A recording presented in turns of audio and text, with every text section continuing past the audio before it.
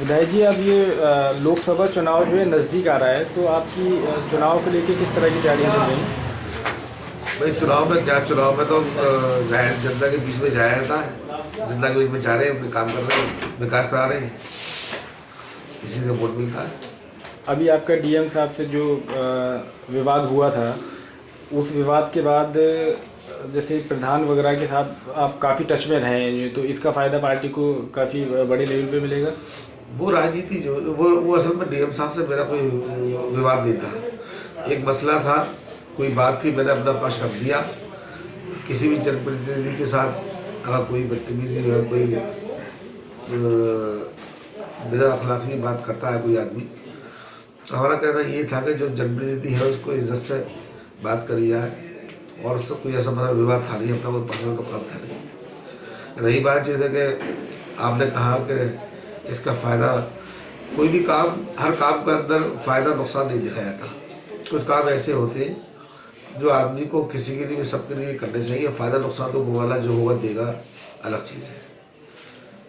आम आदमी पार्टी का जिस तरह से दिल्ली में उन्होंने जो कामयाबी हासिल की है, अभी बहुत टाइम नहीं हुआ उस आदमी वो आम आदमी पार्टी को आए हुए, तो आपको क्या लगता है कि यूपी में भी के कुछ इफ़ेक्ट जो है आम आदमी पार्टी डाल पाएगी जो है वोटर? नहीं, आम आदमी पार्टी यूपी में कोई इफेक्ट नहीं डाल पाएगी। लेकिन देखिए, कोई भी अच्छा काम अगर आप भी करते हैं तो आपको देख कर लोग अच्छा काम करने की ख्वाहिश जाहिर करेंगे।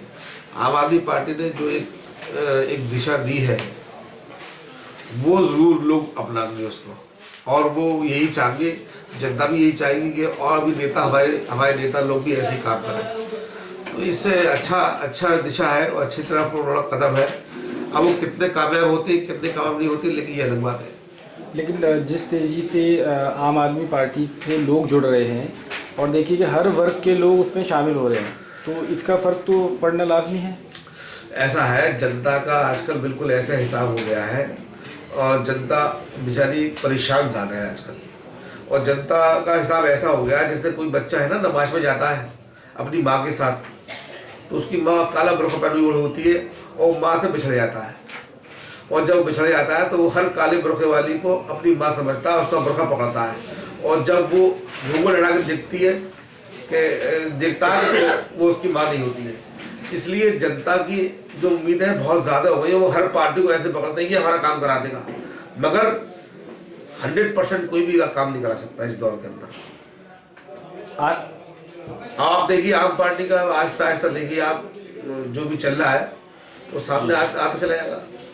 बाकी जो पार्टियां जैसे कि भाजपा, कांग्रेस और बसपा, इनको किस प्रकार आप चुनौती के रूप में मान के चल रहे हैं?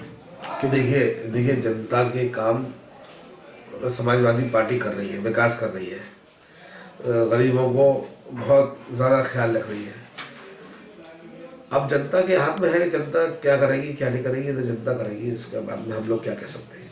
लेकिन थोड़ा अगर आप यूपी में देखें तो कानून व्यवस्था को लेके कि आम जनता काफ़ी परेशान है, तो इसमें अभी तक देखिए कोई भी सुधार नहीं हो रहा है। इस बारे में आप क्या कहना चाहेंगे? हाँ, ये असल में पहले जब मायावती जी की सरकार थी, मैं ये नहीं कहेगा कि मतलब कानून व्यवस्था अच्छी हुई, लेकिन मैं एक बात कह रहा हूँ, पहले जब मायावती की सरकार थी उसमें भी मैं एमएलए था, तो पहले जो था कोई एफआईआर नहीं हुआ करती थी, आज एफआईआर होती है।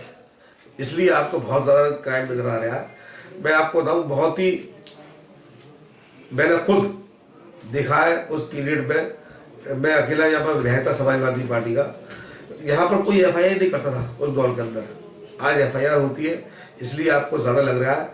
और कुछ हमारा मीडिया बंधु भी हमारे साथ कुछ हक तलफी कर रहे हैं कि वो हमारी सरकार की देखिए, कुछ तो काम अच्छे होते होंगे हमसे दिन भर में, लेकिन जब कोई आदमी बुरी नज़र से देखता है किसी को, तो उसकी बुराई नज़र आती है, अच्छाई नज़र नहीं आती बिल्कुल। विधायक जी, अभी सैफई महोत्सव को लेके, सैफई महोत्सव की तुलना जो है मुजफ्फरनगर दंगे से होने लगी जो है, इसको लेके अखिलेश जी ने कई चैनलों पे जैसे कि टाइम्स नाउ वगैरह पे कुछ बैन भी लगाया जो है, तो लेकिन ये मीडिया की आज़ादी पर एक तरह से प्रतिबंध लगाना, क्या आप कुछ मीडिया की आज़ादी नहीं, ये जो सैफई जो है महोत्सव, कोई अफसर नहीं होता, 15-20 साल से हो रहा है। जी।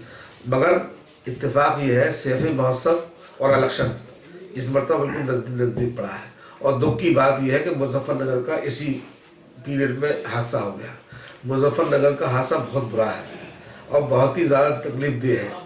लेकिन मैं आपसे कहना चाहता हूँ, जो लोग आवाज़ उठा रहे हैं मुजफ्फरनगर की, क्या उन्होंने कोई टीवी देखना बंद कर दिया अपने घर में मुजफ्फरनगर के अफसोस में, या एक आध दफ़ा कंबल बांटने चले गए? वो लोग नहीं गए होंगे।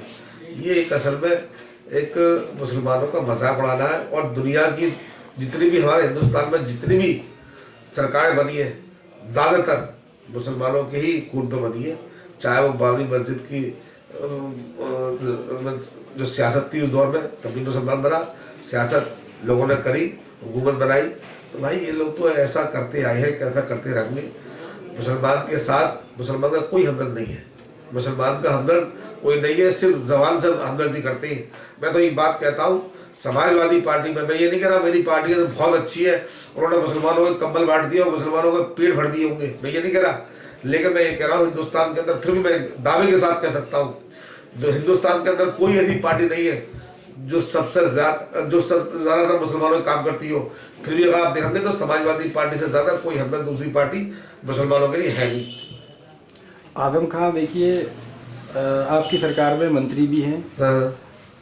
मुजफ्फरनगर में दंगा होने के बाद में वो एक बार भी मुजफ्फरनगर नहीं गए, क्या उनको वहाँ जाना नहीं चाहिए था? जाना चाहिए था। तो इससे भी कि मुसलमानों में काफ़ी नाराज़गी है आजम खान जी को लेके। अब भाई जाहिर सी बात है, जिनको उम्मीद ज़्यादा होती है, तो मुसलमानों को उम्मीद थी आजम भाई से कि आजम भाई आगे हमारे दुख दर्द बांटेंगे। एक भी बार नहीं गए वो अब नहीं गए, तो वो उनकी कुछ ना कुछ सोच होगी। वो कोई बहुत बड़े लीडर है, उन्होंने कुछ ना कुछ सोचा होगा इसके बारे में। जब नहीं गए तब तो इतनी बदनामी करा दी उन्होंने उनकी, इन बीजेपी के लोगों ने। और चले जाते तो मेरे ख्याल से ये होता कि पूरी आगे ला गए आजम भाई आ गए है। जब नहीं गए, जब तो ये हालत है कि फोन पे ये कहा इनको मार दो, इनको बंद कर दो, बीजेपी के लोगों ने आजम भाई को बदनाम करने की कोशिश करी। लेकिन देखिए एक लीडर है हमारा, उसको भी खत्म करने की कोशिश करी जा रही है। लेकिन सिर्फ बीजेपी के कहने में ही आप क्यों मतलब कि इतना वो कर रहे हैं कि बाकी एक मंत्री होने के भी नाते उन्हें वहाँ जाना चाहिए था, लोगों का दुख दर्द में साथ देना चाहिए था। ये आप उनसे पूछ लें क्यों उन्होंने कोई ना कुछ सोच के नहीं गए होंगे। उनसे पूछ लें, ये सवाल तो वही बता सकते हैं, मैं तो बता नहीं सकता।